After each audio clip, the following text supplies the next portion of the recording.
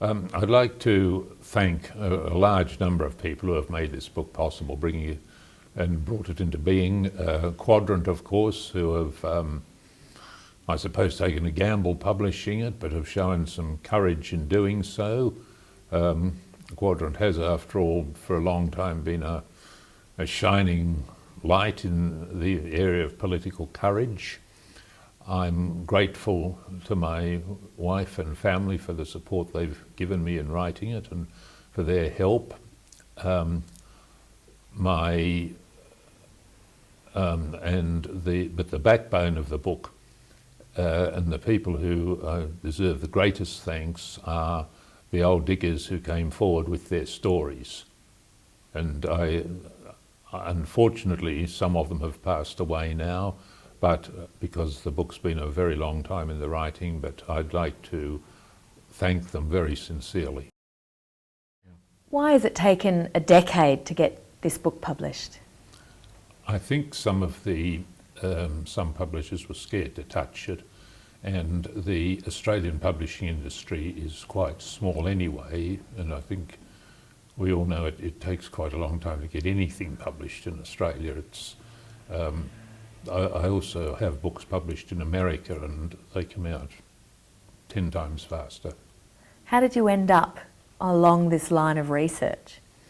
Well, I began with a conversation with old Archie Douglas Brown, who'd been an officer in the Canimbla, and I mentioned I'd been on the Canimbla as a small boy and it still had a gun mounting on it, and he said that he and the other officers had to mount the gun themselves because the wharfies had gone on strike and wouldn't do so.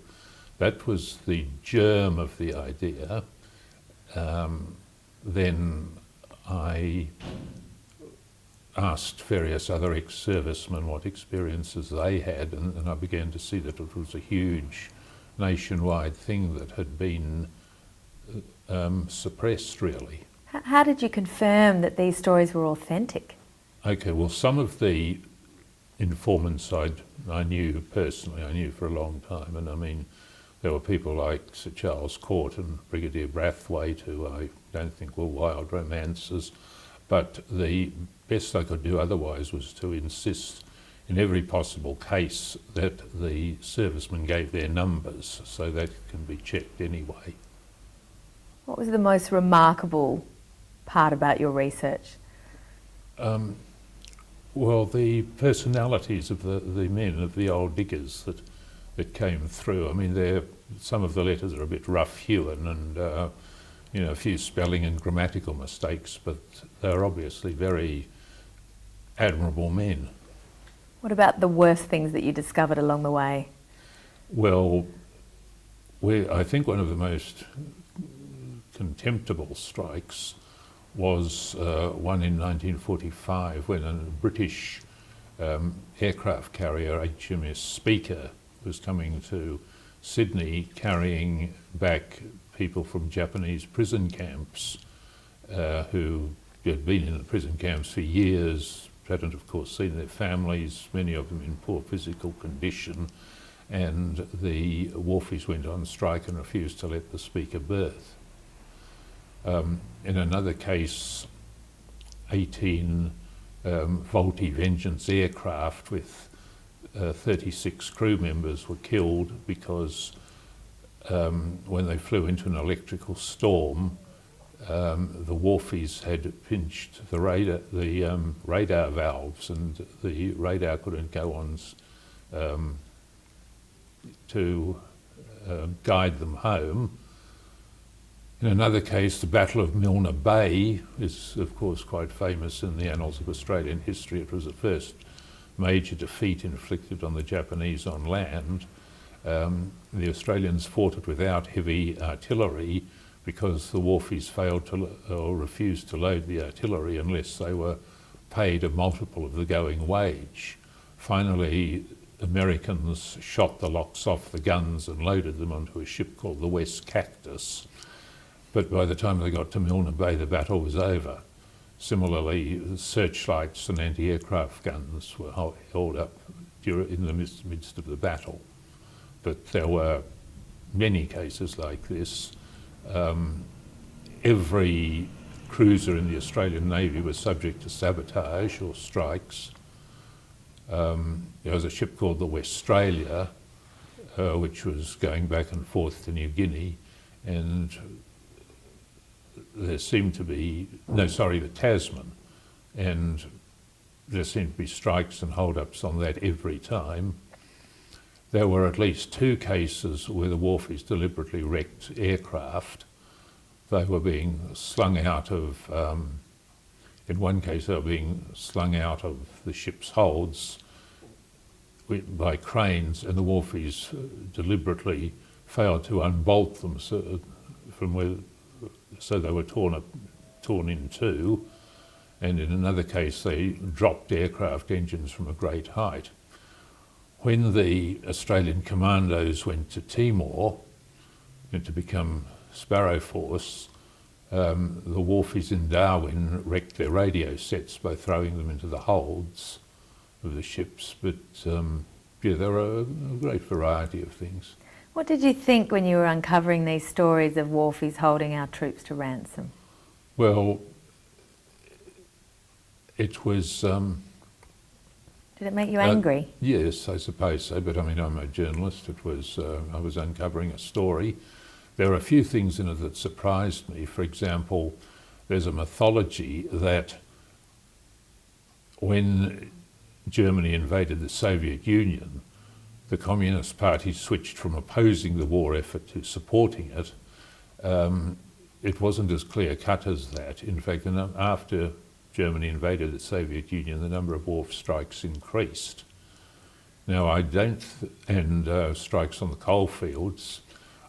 So I don't think they were communist-inspired. In fact, the Soviet embassy intervened to stop a couple of them. I think they were sort of lumpen proletariat who'd, the criminal class who later made up the Painters and Dockers Union that were responsible.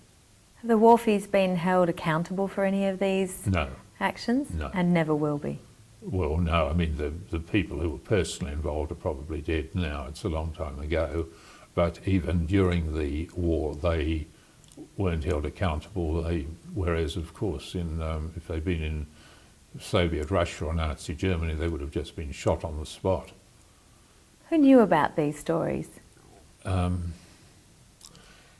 Well, there's been very little written about them, and what has been misleading. Now, several Australian popular history books have glossed over them altogether or absolutely minimised them out of sight, saying, there was a strike singular somewhere or other, but in fact there were hundreds of strikes. There were 6 million working days lost directly, and the number of days lost indirectly would have been a multiple of that. No wonder they have that reputation. Yes, well, look, it's not just the wharves. The coalfields were at least as bad and probably worse in terms of disruption of the war effort. Gasworks, munitions factories, shipyards, the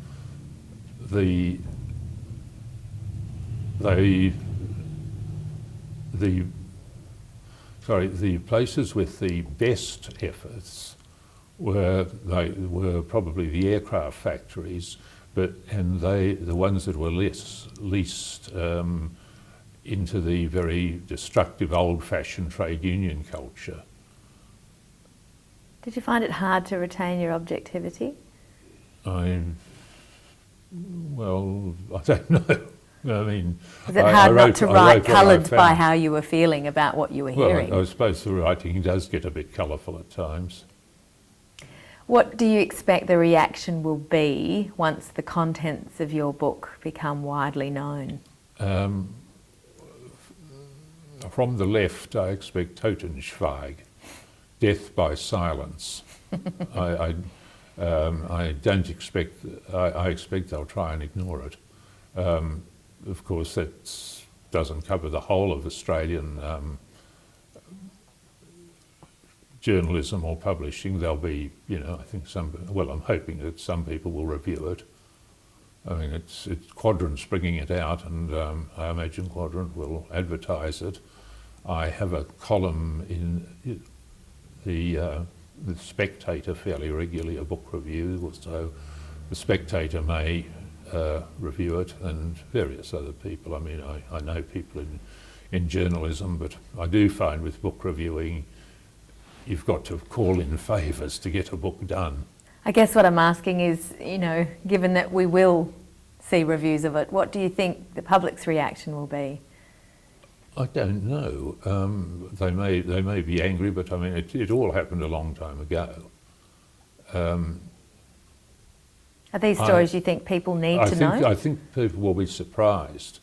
Now, I was talking at a Rotary Club a few years ago about something else. They were, you know, typical Rotarians, mature men, mostly men, who were successful in their businesses and things, and fairly well educated and set up, and somehow this was mentioned in passing, and it turned out none of them had ever heard of it. And I think that's pretty typical of the Australian public. The academic history industry has done a great job of suppressing any mention of it. It's unusual that something with so many branches of a story like this, corroborated evidence, has not come to light. Well, it was... Because it is a scandal, isn't it? Yes, it's discreditable to a lot of people, and it's been, I'd say, hushed up in a... I don't think there's been a conspiracy to hush it up. It's just something people have quietly, tacitly agreed not to talk about. But even, say, professional journals of labour relations don't mention it, or hardly mention it. The same several histories of the waterfront written by wharfies don't mention it, or hardly mention it. And, you know, it's somewhere between coincidence and conspiracy. How many of your interview subjects were reticent to talk to you? How much drawing out did you need to do? Oh, none. They were all very, very keen to talk. There was only one who asked that his name not be used. So But several of them said they found it a great relief that somebody was interested in this, because they'd had it bottled up inside them for years. And a little bit of history separating these events has given them the power to talk. Yes. And the comfort. Yes.